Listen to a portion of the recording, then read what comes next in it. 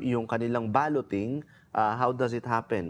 Paano po ba? So quite accurate yung portrayal sa conclave in the movie. Also the two popes, no, that each cardinal, no, says a formula and then drops his vote in a giant container. No?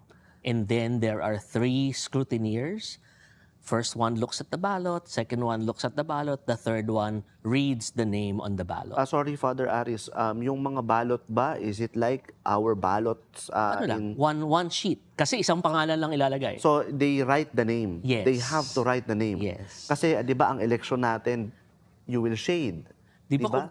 Shade pa ba hanggang ngayon? Shade natin. Okay, yes. Shade yung balota. Kasi marami naman pangalan dito sa atin. Maraming pangalan. So, yung mga pangalan ba ng mga cardinal ay nakalista doon and wala. then they shade? I know they have a list. They have a list. I said, I was told they have a packet with the biography of each one. But the ballot, as far as I know, is just a sheet of paper. I elect a supreme pontiff and then a blank. So, isusulat mo ng sulat kamay. Paano kung pangit yung sulat mo, hindi mabasa?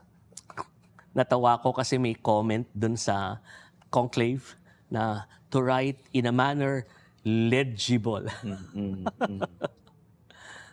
So, ano yun? Manu-manong bibilangin Manu-mano. Walang computer doon. Walang computer? Wala.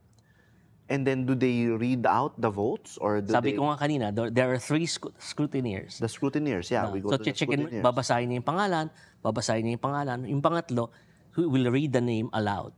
Read the name aloud. And then tally. What happens to the ballot? The ballots, I'm not sure if it is true, but yun ang mga kwento na tinutuhog, and then all the ballots at the end of the balloting are burned.